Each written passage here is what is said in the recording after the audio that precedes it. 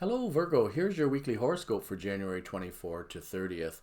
Well, unfortunately, the Mars-Uranus conjunction I alluded to last week is continuing this week, and it has taken on some other challenging aspects with the Sun and Saturn. And this week, Saturn begins squaring Uranus as well. So there's still a few troubling aspects going on in the sky. As I mentioned, mid-January is not going to be fun. So not that you should be worrying about this, Virgo, because you do tend to love to worry about things. And you know what? Why worry about something you can't control? You don't control the pandemic. You can't control people's response to it or government response. But you do sometimes get very worried about these things, but it doesn't really serve you to do that. So on the negative side, there are some very difficult aspects going on in the sky. Technically, they're not really hitting Virgo in direct way, but they're certainly hurting people that you love and know, I'm sure. So we have to deal with that still. And as well, there could be some upsetting upheavals somewhere in your life that you cannot expect and you cannot do anything about, but you will have to endure, again, even though it may not directly be affecting you.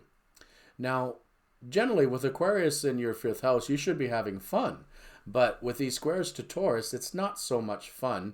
And in fact, mixing fun and money this week is not the best. So this is not a good week to take any kind of gambles or risks. This is not a good week to make major purchases of any kind.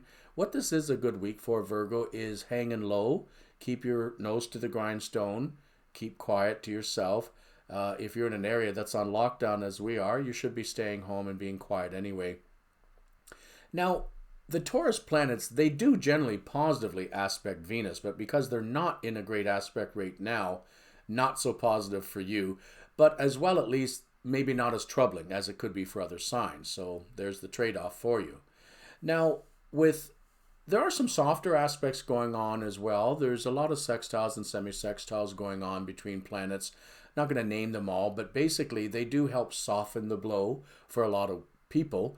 And for yourself, again, not so much hitting your sign, except for the Venus conjunction to Pluto in the sign of Capricorn, which might be very positive for you. It could be that in this week you finalize some plans that put you on new ground, either in work or perhaps in relationships, and even maybe with finances. So all in all, although it's a very changeable week, we are still in a period where we really just don't know what to expect from one day to the next. But in general, for you this week, hopefully won't be as troubling as it might be for some other signs. Virgo, make the very best of it this week, and I hope you have a good week.